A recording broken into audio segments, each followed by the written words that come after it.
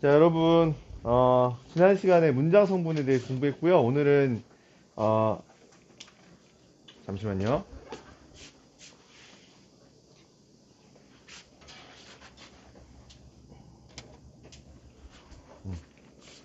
오늘은 이제 문장의 짜임에 대해서 공부를 할 차례입니다. 그러니까 문장 성분은 문장을 이루고 있는 여러 가지 요소들, 어, 에 대해서 공부를 한 거라면, 이 문장의 짜임은 이 문장이라고 하는 것이 어떻게 구성되어 있느냐에 대한 이야기를 좀 하게 될 것 같아요. 자, 오늘 학습 목표는요, 두 가지를 공부할 건데, 첫 번째는 이어진 문장이라는 거에 대해서 공부를 할 거고요. 명사절이라고 하는 거에 대해서 공부를 할 겁니다. 그리고 1학기에 사실 이건 공부를 했던 내용이거든요. 그래서 복습의 느낌이 좀 강하게 날 거예요. 1학기 때 공부했던 내용들을 좀 떠올리면서 공부해보면 되겠습니다. 초면이냐? 네. 아, 초면이라고. 분명히 공부했던 내용들입니다. 보면 또 기억이 날 거예요.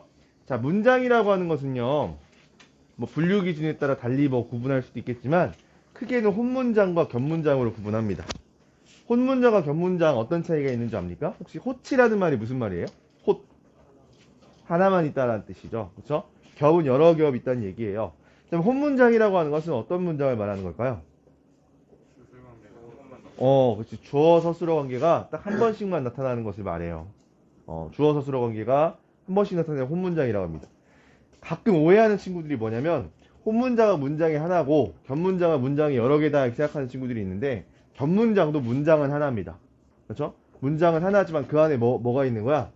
주어 서술어 관계를 가지고 있는 녀석들이 여러 개 나타날 때 우리가 견문장이라고 부르는 거예요. 문장이 여러 개라는 뜻은 아닙니다. 자, 혼문장은요, 주어 서술어 관계가 하나 나타나는 이런 문장이에요. 자, 병수가 한국인이다 해서 주어 뭐예요? 병수가, 그쵸? 한국인이다는 그럼 뭐가 되는 거예요? 이 주어의 서술어가 되죠. 주어가 있으면 뭐가 있어야 된다고 했어요? 서술어가 있어야 되고, 반대로 서술어가 있으면 주어가 있습니다. 그래서 여러분, 문장에서 이 주술 관계가 몇 번 나타나는지를 찾으려면, 여러분이 가장 먼저 찾아야 되는 것은 무엇이냐면 서술어야. 서술어. 물론 간혹 이제 서술어가 생략되는 경우도 있지만, 서술어는 거의 남거든요. 주어의 생략은 되게 빈번해요. 빈번합니다. 그래서 서술어가 몇 번 나타나느냐를 찾아보면, 이게 견문장이다, 혼문장이다라는 것을 여러분 알 수 있습니다.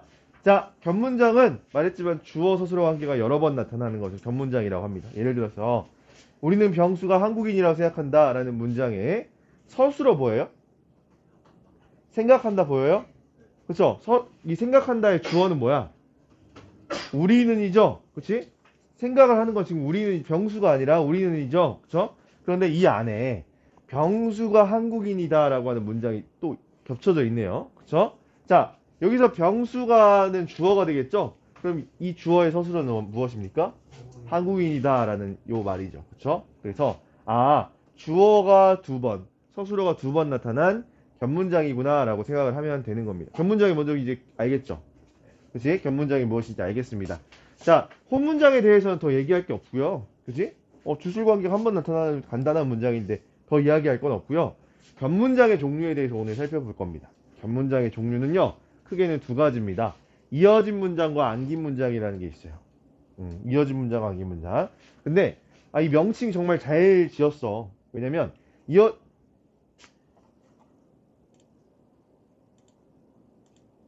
이어진 문장이라고 하는 것은 말 그대로 문장이 어떻다는 거예요? 이어져 있다는 거지. 즉, 주어 서술어가 갖춰져 있는 걸 우리 문장이라고 하죠.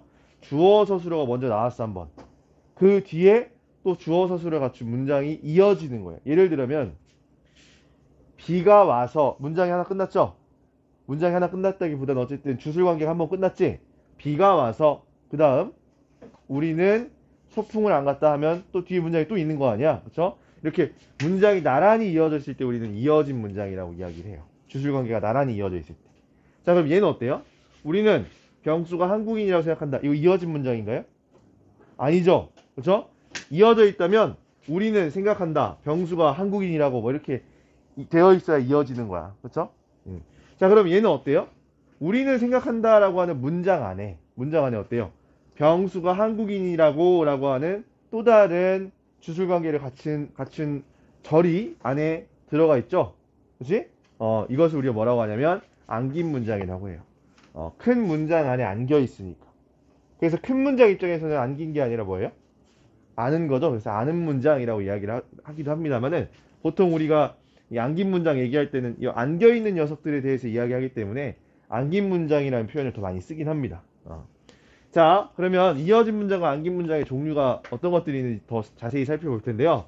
자, 이어진 문장에는 크게 대등하게 이어진 문장, 종속적으로 이어진 문장 두 가지가 존재합니다. 그리고 이 둘은요, 그냥 구분할 줄만 알면 돼요. 구분할 줄만 알면 됩니다. 자, 그리고 안긴 문장에는 5가지 종류가 있는데요. 이 중에 이 3가지는요, 역시 1학기에 공부를 했습니다. 선생님, 초면인데요? 이 절이라고 하는 명칭은 초면일 수 있는데, 이 명사절, 관형절, 부사절 만들어주는 절차는요, 선생님이 뭘 설명하면서 설명했냐면, 전성어미에 대해서 설명하면서 이야기를 했습니다. 어미 기억나죠? 어미. 그래서 어미 하면서 이 3가지. 명사형 전성어미, 관형사형 전성어미 분명히 얘기했습니다. 기억이 안 나면 1학기 때 촬영했던 영상 한번 보세요. 자, 그래서 5가지 안긴 문장이 있는데요. 이 안긴 문장은 다음 시간부터 좀 천천히 또 보도록 하고요. 오늘 이어진 문장 이 2가지와 명사절까지만 보도록 하겠습니다. 자, 먼저 이어진 문장은요, 대등하게 이어진 문장과 종속적으로 이어진 문장이 있습니다. 대등하게 이어진 문장과 종속적으로 이어진 문장 구분만 할 줄 알면 된다고 했죠. 자, 한글은 음소 문자이지만 한자는 표의 문자이다. 문장이 지금 나란히 이어져 있죠. 그치? 한글은 주어, 음소 문자이다. 서술어. 한자는 주어, 표의 문자이다. 서술어. 주술 관계가 두 번 이상 나타났고 나란히 이어져 있기 때문에 이어진 문장인데, 자, 얘가 대등하게 이어진 문장이라고 하는 것은 어떤 의미냐면, 여러분 기억날걸? 저울 선생님이 얘기했던 거 기억나죠? 그쵸? 대등하게 이어져 있다는 거 앞문장과 뒷문장이 무게가 어떻다는 거예요? 같다라는 얘기죠? 그러면 앞뒤를 바꿔도 어때요? 이 의미의 수평은 그대로 유지가 되죠. 같다라는 얘기예요. 그래서 한자는 표의 문자이지만 한글은 음소 문자이다 라고 바꿔도 의미 차이는 생기지 않습니다. 즉 대등하게 이어진 문장은 앞뒤 문장을 바꿔도 의미 차이가 생기지 않는다. 이게 첫 번째 특징입니다. 자, 종속적으로 이어진 문장은 어떨까요? 해가 지자 주어 서술어죠. 기온이 내려갔다. 역시 주어 서술어가 그대로 이어져 있습니다. 그런데 얘는 종속적으로 이어진 문장이에요. 여러분, 종속적이라고 하는 말은 무슨 뜻이냐면요, 앞말이 뒷말에 종속된다는 거야. 그럼 어디가 더 중요하다는 거예요? 어느 쪽이 더 중요하다는 거야? 뒷말 쪽이 훨씬 더 중요하다는 얘기예요. 의미가. 우리가 종속적으로 이어진 문장 하면 종속적이라는 말이 또 어디에서 쓰이냐면요, 이 합성어를 이야기할 때도 종속적 합성어라는 게 있거든요. 자, 종속적 합성어가 뭔지 선생님이 얘기해 줄게요. 가을인데 또 비가 내리기 시작하더라고요. 여러분, 가을비는 사실 하나의 형태수로 구성된 게 아니죠. 뭐와 뭐로 구성되어 있어요? 가을과 비가 합성된 거예요. 그죠? 자, 그러면 이 단어는요, 가을을 얘기하고 싶은 거야? 비를 얘기하고 싶은 거야? 이건 비야, 비인데 가을은 이 비를 도와주는 역할을 하죠. 봄비도 마찬가지고요. 그죠? 자, 그러니까 이 가을이라고 하는 앞에 오는 이 형태소는요, 이 어근은 비에 어때요? 종속되는 의미를 가져요. 마찬가지로 해가 지자 기온이 내려갔다라고 하는 이 문장 보면요, 하고 싶은 말은 뭐예요? 해가 졌다는 거야? 아니면 기온이 내려갔다는 것을 좀 집중해서 얘기하고 싶은 거예요? 기온이 내려갔다는 사실을 이야기하기 위해서 해가 지자라는 말을 쓴 거죠. 즉, 앞문장과 뒷문장에 종속되고 있습니다. 그쵸? 자, 그런데 이 종속적으로 이어진 문장은 뒷문장이 무겁기 때문에 앞뒤 문장을 바꾸면 어떻게 될까요? 이상해집니다. 원래 의미와 달라지거나 아예 말이 안 되는 문장이 되기도 해요. 예를 들어서 기온이 내려가자 해가 졌다. 맞아요? 뭐 문법적으로는 틀린 말은 아니야. 근데 상식적으로 맞아요? 상식적으로도 틀리고, 해가 지자 기온이 내려갔다라고 하는 이 말과 어때요? 완전 다른 말이 되어버리죠. 즉, 앞뒤 문장을 바꿨을 때 기울기가 달라져 버리잖아요. 의미의 기울기가. 그쵸? 달라져 버릴 것이기 때문에 종속적으로 이어진 문장을 이렇게 해서 대등하게 이어진 문장과 구분할 수 있습니다. 앞뒤 문장을 바꾸는 것만으로도. 자, 그런데 한 가지 더 있습니다. 무엇이냐면 대등하게 이어진 문장은 이 앞뒷 문장의 무게가 같기 때문에 A를 앞의 문장을 뒷 문장으로 옮겨버리면 어떨까요? 그 속으로 요 위에 얹으면 어떨까? 원래 갖고 있던 의미가 파괴가 되겠죠? 보세요. 한자는 한글은 음소문자이지만 표의문자이다. 이 말 돼요? 일단 말조차가 안 되죠. 그렇죠? 대등하게 이어진 문장은 앞 문장을 뒷 문장 속으로 넣었을 때 의미가 파괴가 됩니다. 당연한 얘기죠. 그렇죠? 반면에 종속적으로 이어진 문장은 어차피 뒷 문장이 무거웠잖아요. 그럼 앞 문장을 뒷 문장 속으로 넣어도 어떨까요? 문제가 없어. 보세요. 기온이 해가 지자 내려갔다. 어때요? 문제 없죠. 그렇죠? 자, 이것을 우리는 종속적으로 이어진 문장이라고 이야기합니다. 자, 대등적으로 이어진 문장과 종속적으로 이어진 문장 구분하기에 관한 내용은요. 선생님이 교재에 표로 정리해놨으니까 수업 끝나고 한 번만 읽어보세요. 한 번만 읽어보면 누구나 알 수 있습니다. 누구나 기억할 수 있어요.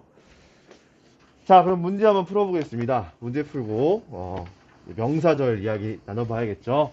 자, 보기에 기억의 예문으로 적절하지 않은 것을 골라보라고 했는데, 즉 종속적으로 이어진 문장이 아닌 것을 찾아보면 되는 문제인 것 같습니다. 자, 이 모자가 좋으면 내가 가져라. 지금 문장이 두 개가 이어져 있어요. 이 모자가 좋다. 네가 가져라. 라고 하는 문장이 이어져 있습니다. 자, 그러면 얘가 종속적인지 대등적인지 구분하려면 어떻게 해봐야 돼요? 앞뒤 문장을 바꿔볼게요. 내가 가지려면 이 모자가 좋다. 말이 돼요? 말이 안 되지? 즉 얘는 종속적으로 이어진 문장입니다. 자, 두 번째, 어부는 고기를 잡으러 바다로 갔다. 자, 여기서 여러분 선생님이 한 가지 좀 얘기하고 싶은 게 뭐냐면요. 얘는 이어진 문장이거든요. 그런데 자, 일단 앞에 절부터 볼게요. 어부는 고기를 잡으러. 자, 요 문장을 봤을 때 잡다의 주어 뭐예요? 어부죠. 고기는 목적어가 돼요. 그쵸? 자, 뒷문장 볼게요. 갔다야. 근데 주어 어디 있어? 얘도 어부죠. 근데 사실 이어진 문장이라면 주어가 어디 와야 돼요? 여기 와야, 바다로 앞에 와야 되지만 어쨌든 맨 앞에 오는 주어와 일치하기 때문에, 같기 때문에 하나를 생략해 줍니다. 근데 어디에 주어를 생략해 주는 게 좀 더 자연스럽겠어? 뒤에 오는, 그치? 이어지는 문장에 주어를 생략해 주는 게 자연스럽겠지? 그래서 마치 주어가 하나처럼 보입니다. 근데 사실은 얘는 주술 관계가 두 번 나타나는 문장이다.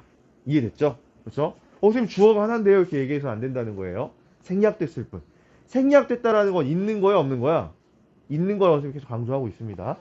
자, 그럼 얘 볼게요. 어부는 고기를 잡으러 바다로 갔다. 얘를 이제 앞뒤 문장 바꿔보겠습니다. 자, 그러면 어부는 바다로 가러 고기를 잡았다.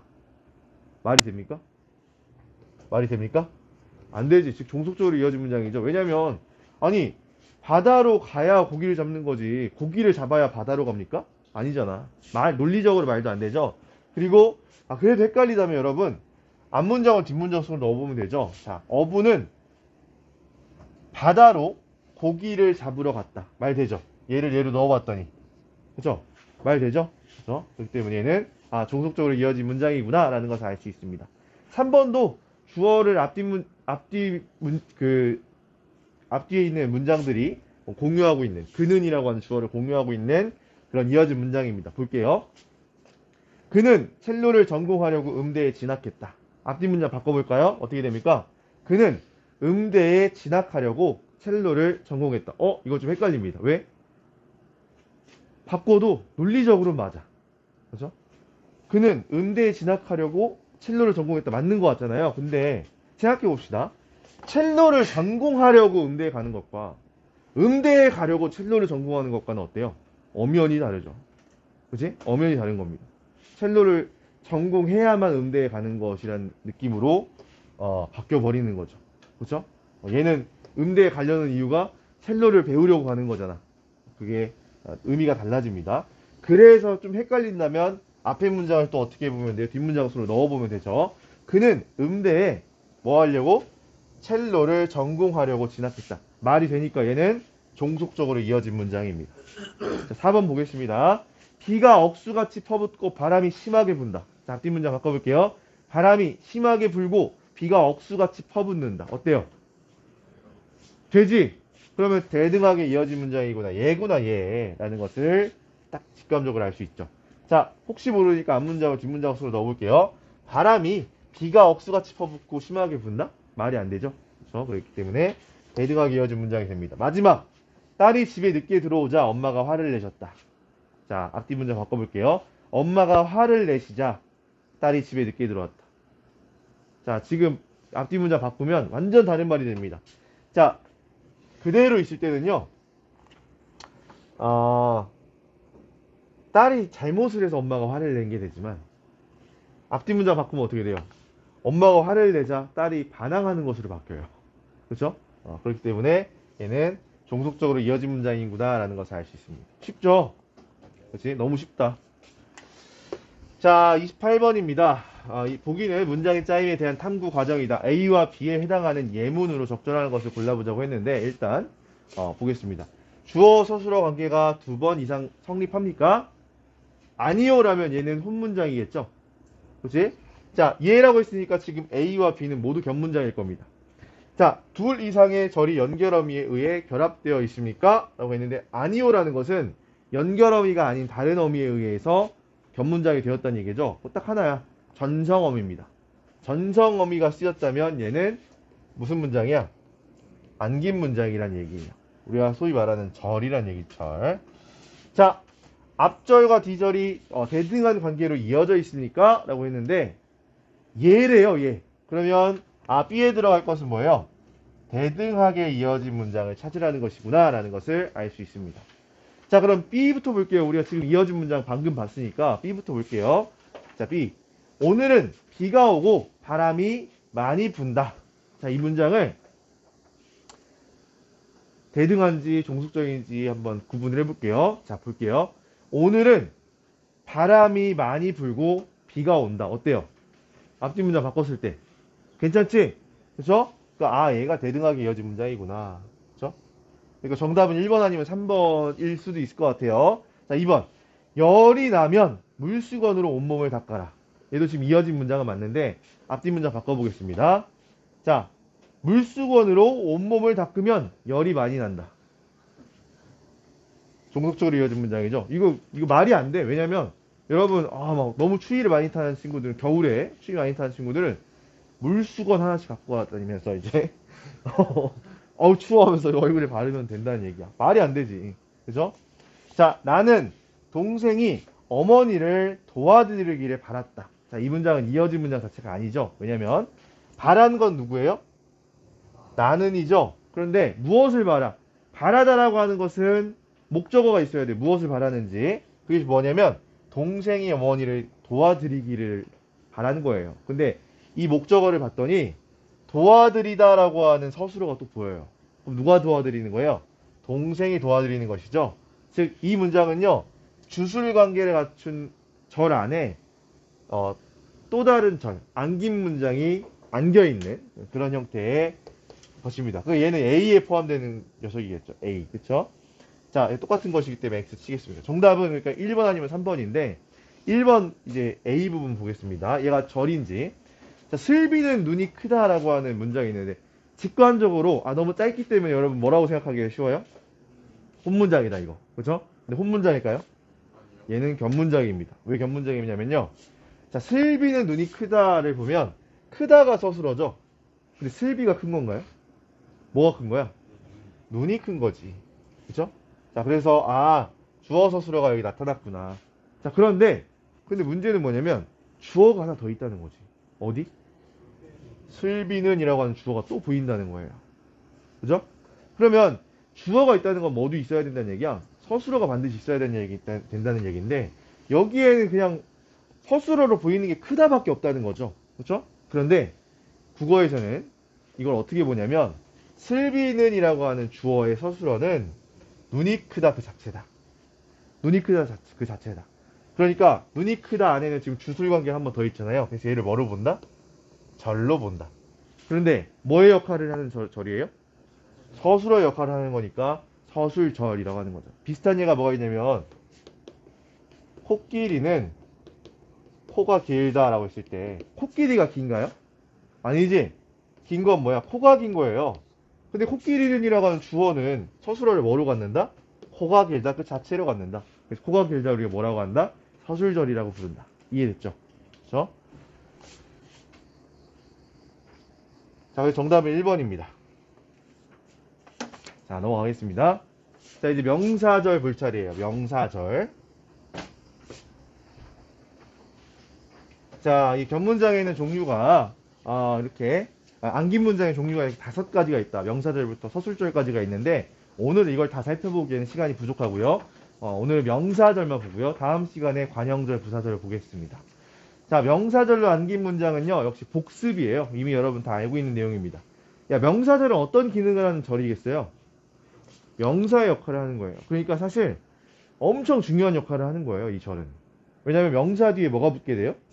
조사가 붙게 되지. 그러면 어떤 문장 성분이든 될 수 있어요. 무슨 말인지 알지? 절이 어떤 문장 성분으로도 될 수 있는 어떻게 보면 약간 대단한 절입니다. 명사절. 자, 그럼 볼게요. 용호가 그 어려운 일을 해냈음이 분명하다라고 하는 이 문장의 서술어는 뭡니까? 분명하다지 뭐. 그럼 주어는 뭐예요? 용호가로 보여. 그치?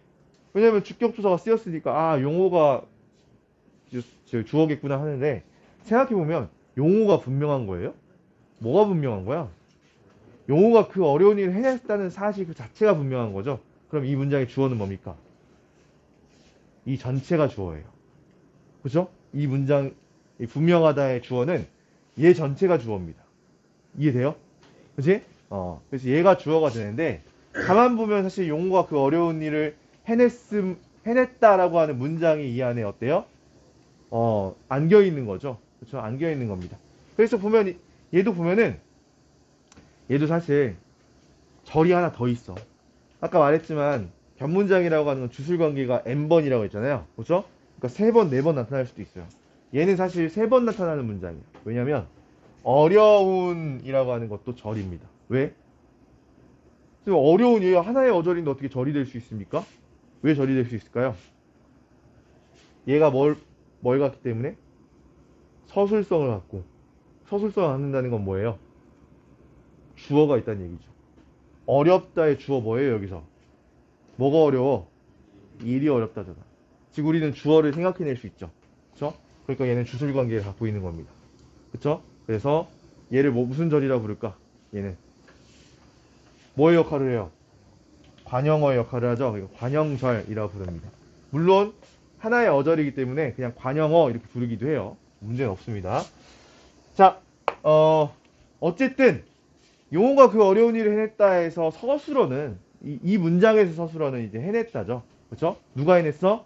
용호가. 그래서 주술 관계를 나타내면서 문장 안에 안겨 있으니 얘는 절이다. 그런데 명사의 역할을 하기 때문에 명사절이라 부릅니다. 자, 또 다른 문장 한번 볼게요. 기훈이는 세인이가 성공하기를 기원한다라고 하는 문장에서 서술어 뭡니까? 기원한다죠. 기원하다라고 하는 이 문장은요. 주어뿐만 아니라 뭐도 필요해요? 무엇을 이라고 하는 목적어가 필요합니다. 그죠? 기훈이가 기원한다라고 하면 말이 안 되잖아. 그렇죠? 무엇을 기원하는지가 들어가야 되는데 누가 기원했는지는 좀 분명해. 뭐예요? 기훈이가. 그치? 기훈이가 이제 기원한 거죠. 근데 무엇을 기원한 거야? 세인이가 성공하기를 기원한 거야. 그럼 얘 자체가 뭐가 되는 거예요? 목적어가 되는 것이죠. 근데 목적어를 천천히 뜯어봤더니 이 안에 또 문장이 어때요? 안겨 있는 거지. 그치? 세인이가 성공하다라고 하는 주술관계를 갖춘 문장이 안겨 있다라는 겁니다. 그렇죠? 얘가 지금 명사처럼 쓰이기 위해서 지금 여기에는 를이 붙었고 얘는 이가 붙었어요. 조사가 붙었잖아요. 그렇죠? 이 문장이 명사처럼 쓰이기 위해서 사용된 어미가 무엇입니까? 바로 음과 기입니다. 이 음과 기를 우리 뭐라고 하냐면 명사형 어미 또는 명사형 전성 어미라고 불러요. 명사처럼 쓰이도록 하는 거죠. 그러면 해냈음, 성공하기가 명사일까요? 명사는 아닙니다. 품사는 뭐예요? 해내다, 동사, 성공하다, 동사입니다. 그렇죠? 동사지만 명사처럼 쓰인다는 거지. 그렇죠? 그렇게 만들어주는 어미를 우리가 명사형 전성어미라고 합니다. 근데 여기서 명사절 문제가 출제가 되면 명사절만 단독으로 출제가 되면 10중 8구가 명사파생 전미사와의 구분 문제를 내게 돼 있어요. 그래서 여러분 지금 오늘 이 시간에는 선생님과 명사형 어미와 명사파생 전미사를 구분하는 것에 대한 이야기를 할 겁니다. 근데 이것도 복습이야. 기억날 거예요. 보면 기억날 겁니다. 자, 명사파생 접사와 명사형 어미를 구분하는 시간인데요. 자, 여러분, 길이, 크기, 또 뭐가 있냐? 높이, 이런 단어들 있잖아요. 사실 길이라고 하는 이거 우리 명사로 쓰죠. 근데 이 길이라고 하는 말은 어디서 왔어요? 길다라는 말에서 왔죠. 그렇죠? 이가 붙었어요. 크기도 뭐 크다라는 말에 기가 붙은 거죠. 높이도 높다라고 하는 말에 어근 높에 이가 붙은 거죠. 그래서 이렇게 명사로 쓰이고 있습니다. 자, 그리고 죽음 이거 우리 명사잖아요. 그렇지? 죽다라고 하는 동사에 음이라고 하는 접사가 붙어서 명사가 돼요. 그래서 이, 기 이런 것들을 우리가 뭐라고 하냐면 명사파생 접사라고 불러요. 명사를 만들어주는 거야. 원래 명사가 아닌 것들이.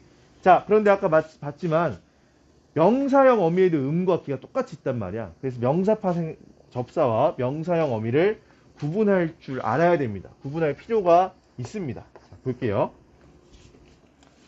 자, 철학은 소크라테스가 장렬히 죽음으로써 꽃피었다라고 하는 문장이 있어요. 여기에 여러분 명사형 어미 또는 명사파생 접사로 보이는 것이 하나 있죠? 어디? 죽음의 음이 있죠. 그쵸? 자, 그런데 얘가 명사형 어미인지 접사인지는 지금 살펴보도록 하겠습니다. 일단 서술어는 뭐예요?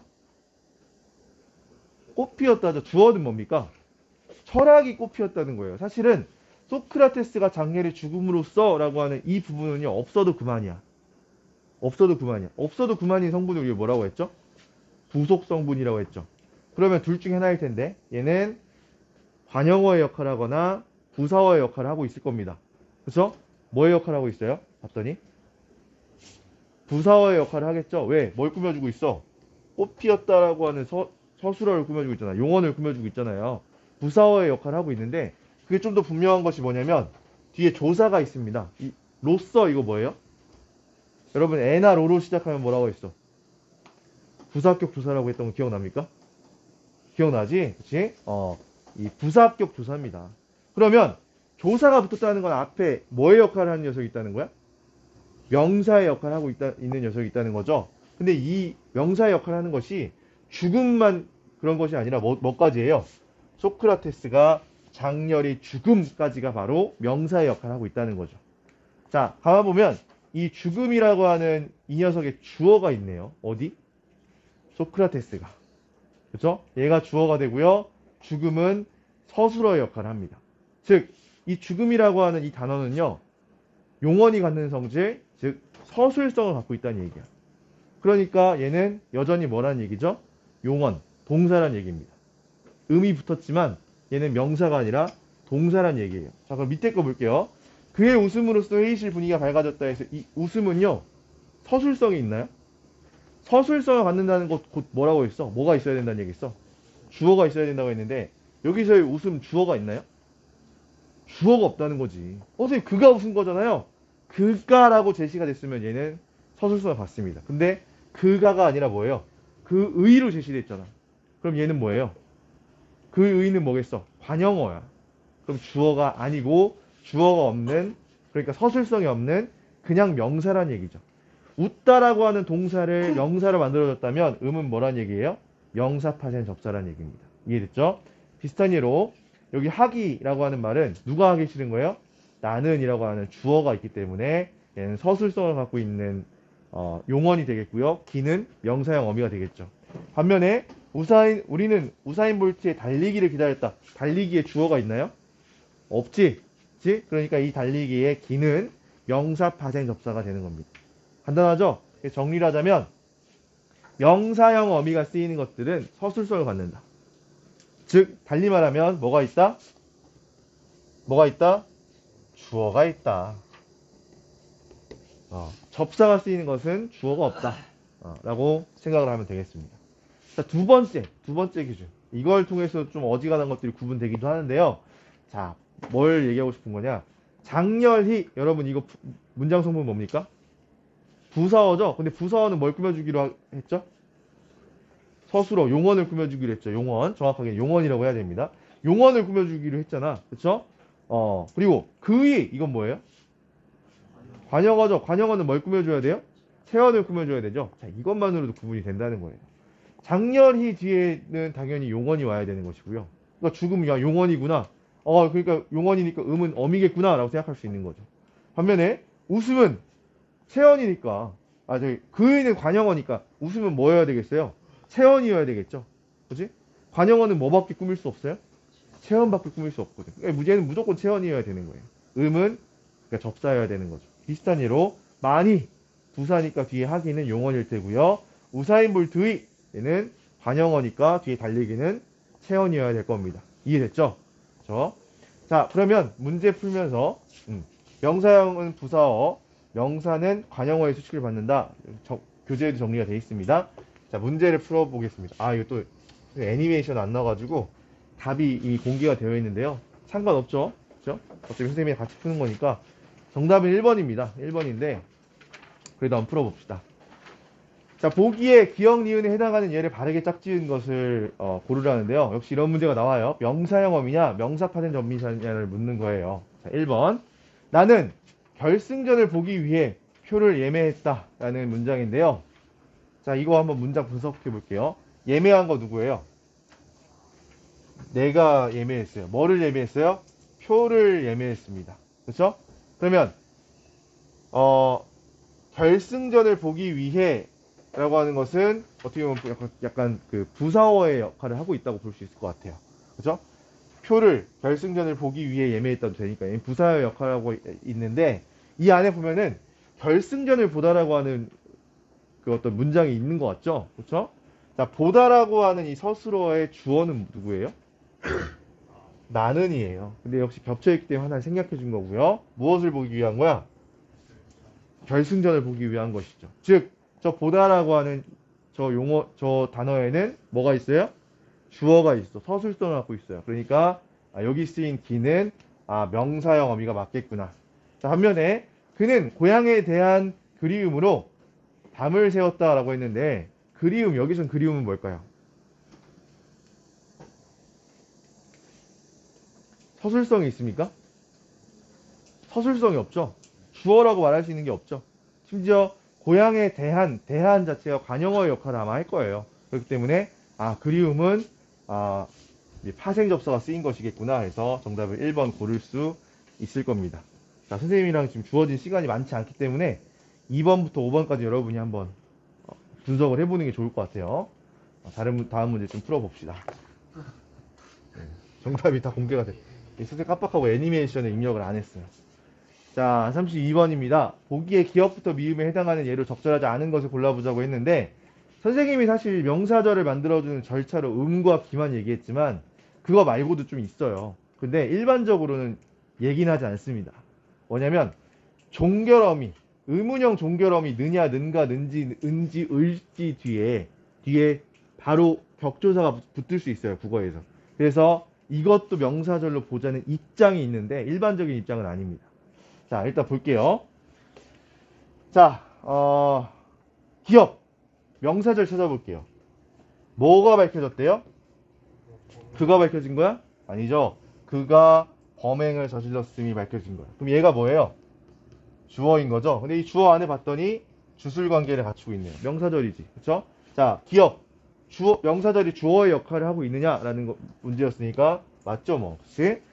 농부들은 비가 오기를 간절히 바라고 있다라고 했는데 여기에 명사절 보입니까? 어디야? 비가 오기를 보이죠? 농부들이 바라고 있는데 뭘 바란 거야? 비가 오기를 바라는 거죠. 뭐의 역할을 하고 있어요? 목적어 역할을 하고 있고 주술관계를 갖고 있는 명사절이죠. 그렇죠? 자, 그러니까 니은 목적어를 하고 있느냐 물어봤으니까 맞죠. 자, 이 떡은 너와 나눠 먹기에는 너무 작다. 자, 절 보여요? 어디 보여요? 너와 나누어 먹기에는 이 보이죠? 그죠? 이건 뭘까요? 문장 성분이.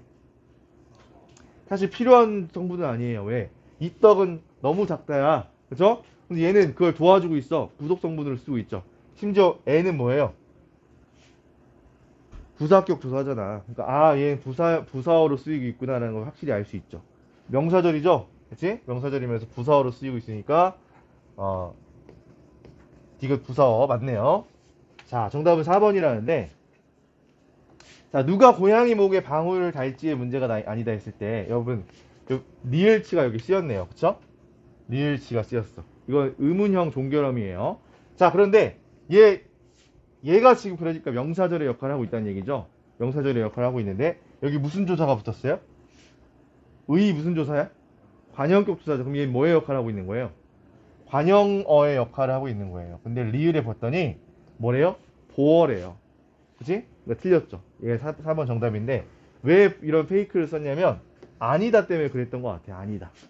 그쵸? 아니다 오면 무조건 보어겠구나 사람들이 생각하잖아요. 되다 아니다면. 근데 쟤는 문제가 라고 하는 녀석을 꾸며주는 문제라고 하는 체험을 꾸며주는 관형어의 역할을 하고 있는 절입니다.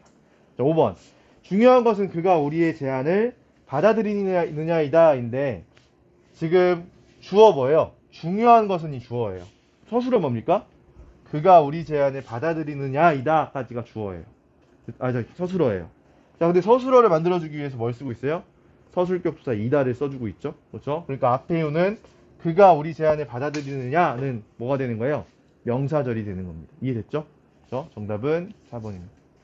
자, 이렇게 해서 이어진 문장 명사절에 대한 내용 끝났고요. 딱 45분이 돼서 수업 마치도록 하겠습니다. 다음 시간에는 관형절, 부사절 살펴보도록 하겠습니다.